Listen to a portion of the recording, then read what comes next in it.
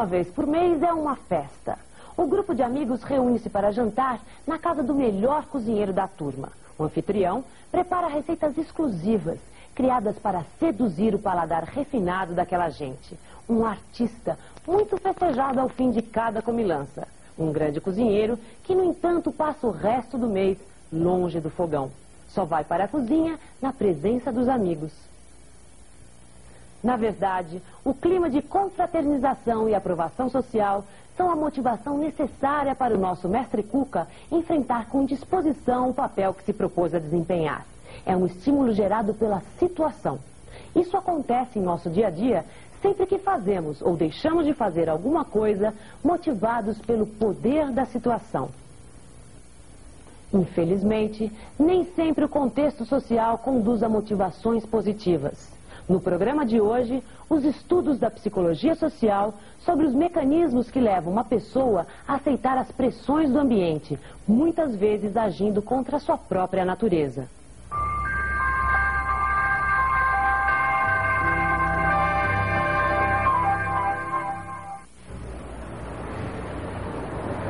Grande parte da ciência psicológica concentra-se no indivíduo, de que forma cada pessoa individualmente se comporta, pensa e sente. Mas a psicologia social tenta estudar o comportamento humano dentro de um contexto mais amplo. Os psicólogos sociais se interessam pelo modo como as pessoas exercem influência umas sobre as outras. O contexto social é a tela onde pintamos nossas vidas. É onde ocorrem as interações com as outras pessoas. Em cada estágio da vida, do nascimento à morte, as pessoas estão à nossa volta, para nos recompensar e punir, nos entusiasmar e frustrar, para nos fazer rir e chorar. É o contexto social que enriquece nossas vidas. Precisamos de outras pessoas para alcançar nosso pleno potencial. Ficar isolado nos torna vulneráveis a inúmeras patologias, tanto do corpo quanto da mente. Mas há também ocasiões em que o contexto social trabalha contra nós, ameaçando nossa integridade e até nossas vidas.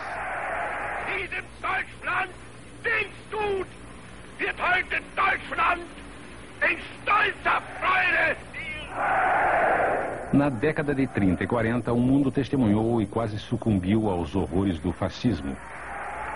Sob o comando deste homem, a guerra se espalhou através de continentes.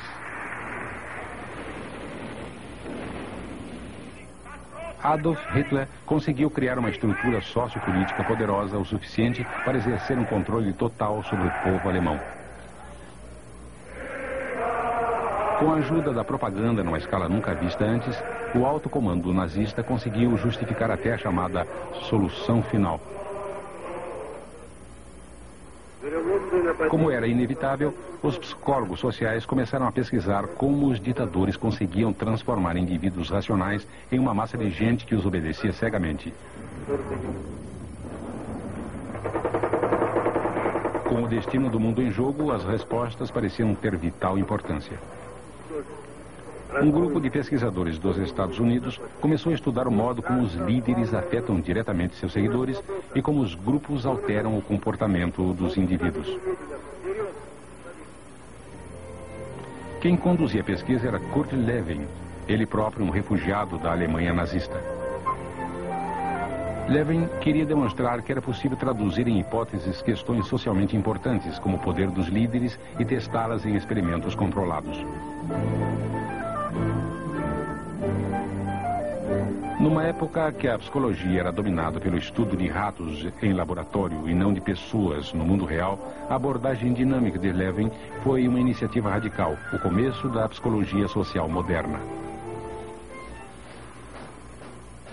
Lewin e seus colegas estavam fascinados pelo modo como os ditadores conseguiam moldar o comportamento dos indivíduos quando os colocavam dentro de uniformes, dando a eles uma nova identidade como parte do grupo.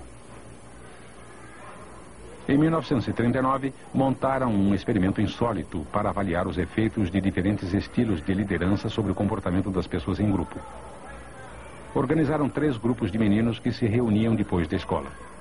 Cada um tinha um líder treinado pelos pesquisadores para desempenhar 3 estilos bem diferentes de liderança. Quando eles agiam como líderes autocráticos, tomavam todas as decisões pelo grupo. Quando agiam como líderes do tipo laissez-faire, permitiam uma liberdade completa, quase sem orientação. E quando se comportavam como líderes democráticos, encorajavam o grupo com energia e o auxiliavam nas tomadas de decisões. Ao final de 6 semanas, os líderes trocavam de grupo. Em outras palavras, cada grupo de meninos era exposto aos 3 tipos de liderança com 3 pessoas diferentes.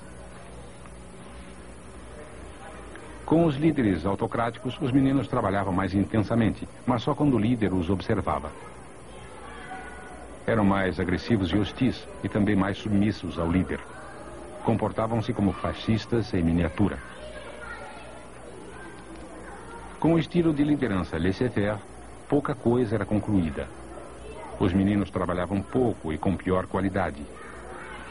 Liberdade total sem orientação conduziu ao caos. Mas quando os grupos eram conduzidos democraticamente, apresentavam um alto nível de motivação e originalidade.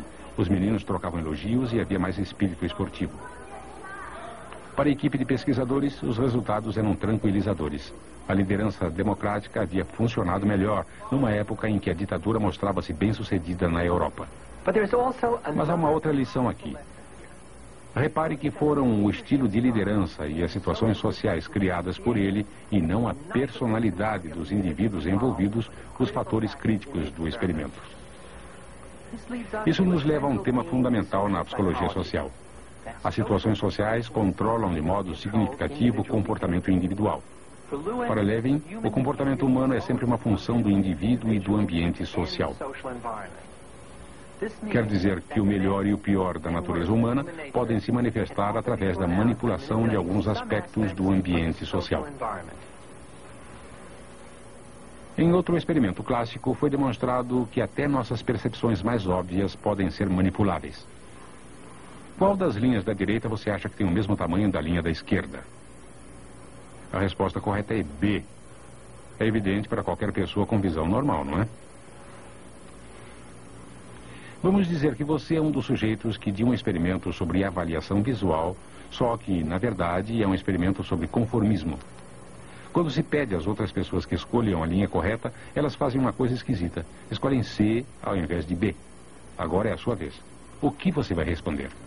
Nesse estudo feito por Solomon Asch, todo mundo, menos um sujeito, fazia parte da equipe.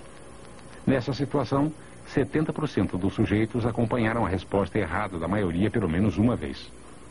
E muitos dos que não se deixaram influenciar sentiam-se desconfortáveis por não acompanhar o grupo. That is incorrect. O máximo de conformismo.